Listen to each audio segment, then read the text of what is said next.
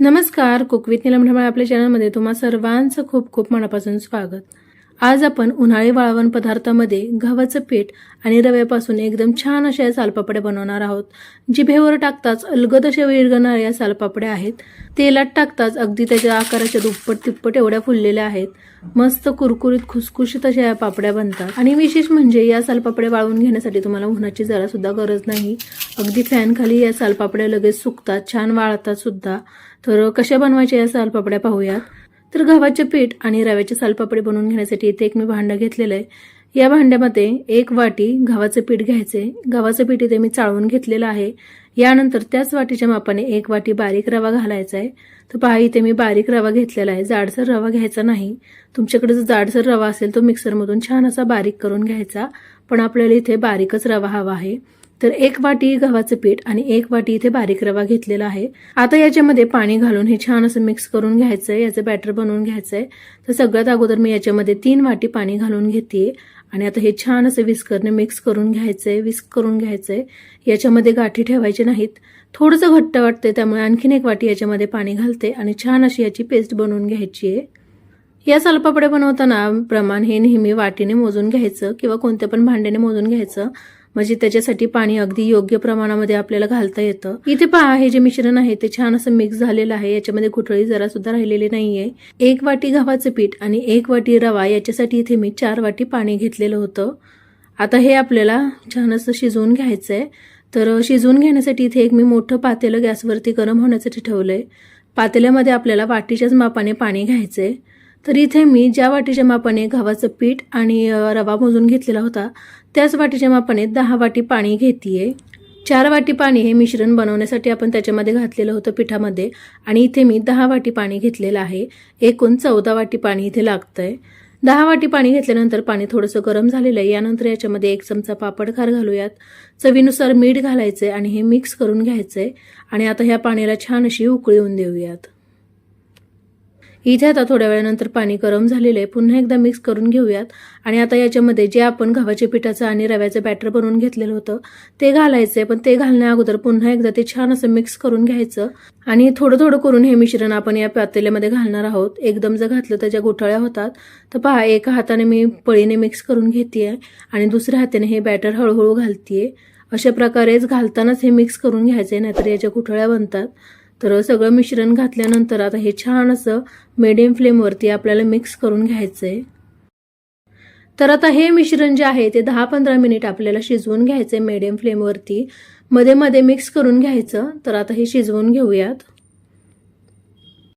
इथे आता 15 मिनिट झालेलं आहे. हे मिश्रण छान असं शिजलेलं आहे.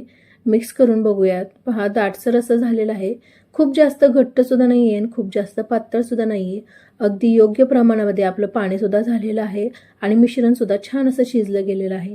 आता हे मिश्रण शिजलं गेलेलं आहे का नाही पाहण्याची उत्तम पद्धत म्हणजे पहा ही पळी जी आहे ते मिश्रणामध्ये बुडवून अशा प्रकारे उलटी पकडायची आणि त्याच्यामधून फक्त बोट असं फिरवून घ्यायचं. तर असं दिसत असेल तुम्हाला तर समजायचं मिश्रण छान असं शिजलं गेलेलं आहे.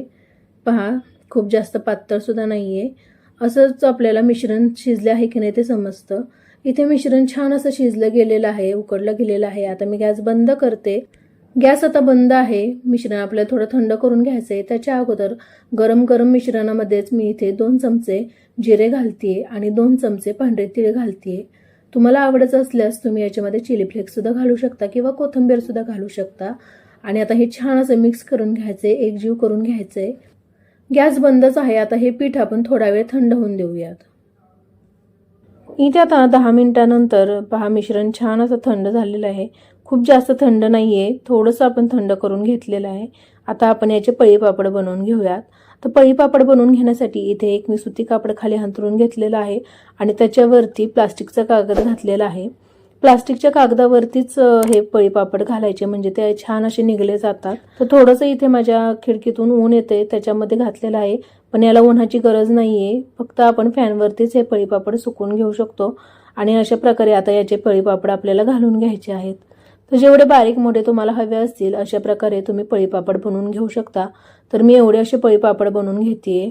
छोटे बनवले तरी सुद्धा ते तेलात टाकताच अगदी छान फुलतात. त्याच्या दुप्पट तिप्पट आकारा एवढे होतात. त्यामुळे मी एवढेच असे बनवते. तुम्हाला जर मोठे मोठे हवे असतील तरीसुद्धा मोठे पळीपापड तुम्ही बनवून घेऊ शकता. रंगसुद्धा पहा सुरेख आलेला आहे. मस्त असे पळीपापड बनत आहेत. जरासुद्धा तुटत नाही आहेत. अगदी छान असं पीठ आपलं शिजलं गेलेलं आहे आणि याचबरोबर प्रमाणसुद्धा त्याचं पाण्याचं आणि पिठाचं अगदी योग्य असं झालेलं आहे. खायलासुद्धा खूप छान अशा या सालपापड्या लागतात. तर आता अशाच मी बाकीचे राहिलेल्या सगळ्या पिठाच्या सालपापड्या बनवून घेते.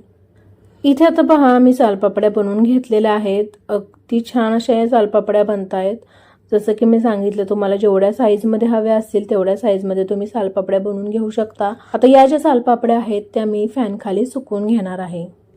इथे तर पहा 2 दिवसानंतर सालपापड्या छान सुकलेल्या आहेत.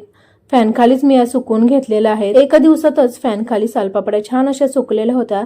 थोड्याशा ओल्या होत्या त्यामुळे मी दुसऱ्या दिवशी सुद्धा त्या सुकवून घेतलेल्या होत्या आणि छान अशा या सालपापड्या बनलेल्या आहेत. अगदी पातळ अशा झालेल्या आहेत. तुम्ही पाहू शकता अगदी छान अशा या सालपापड्या झालेल्या आहेत. अलगद अशा या कागदावरून निघतात, चिकटत नाहीत, तुकडे सुद्धा होत नाहीत आणि जेवढं प्रमाण आपण घेतलेलं होतं याच्यामध्ये 100 तरी पापड्या बनतात.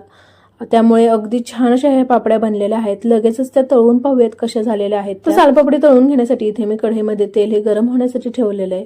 तेल अगोदर गरम होऊन द्यायचं. तेल गरम झाल्यानंतर गॅस मिडियम फ्लेमवरती ठेवायचा आणि आता याच्यामध्ये आपण सालपापडी घालूयात.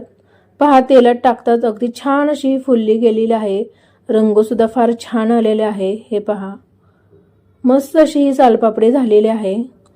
अगदी झटपट अशा या सालपापड्या होतात. त्याच्यासाठी ना कोणतं पीठ भिजवायचंय ना तांदूळ किंवा गहू भिजवायचेत. अगदी झटपट अशा ह्या सालपापड्या बनतात. इथे आता मी थोड्याफार सालपापड्या तळून घेतलेल्या आहेत. तुम्ही पाहू शकता अगदी छान झालेल्या आहेत. तेलात टाकताच त्या सालपापडीच्या आकाराच्या दुप्पट तिप्पट एवढ्या फुललेल्या आहेत आणि मस्त कुरकुरीत खुसखुशीत अशा ह्या झालेल्या आहेत.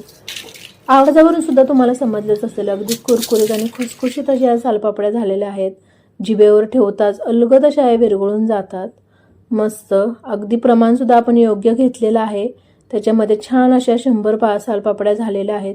तुम्ही सुद्धा ही रेसिपी घरी एकदा ट्राय करा. रेसिपी तुम्हाला कशी वाटली कमेंट करून नक्की कळवा. रेसिपी थोडी जरी आवडली तरी व्हिडिओला लाईक करा, शेअर करा आणि चॅनलला सबस्क्राईब केलं नसेल तर सबस्क्राईब करून घ्या. धन्यवाद.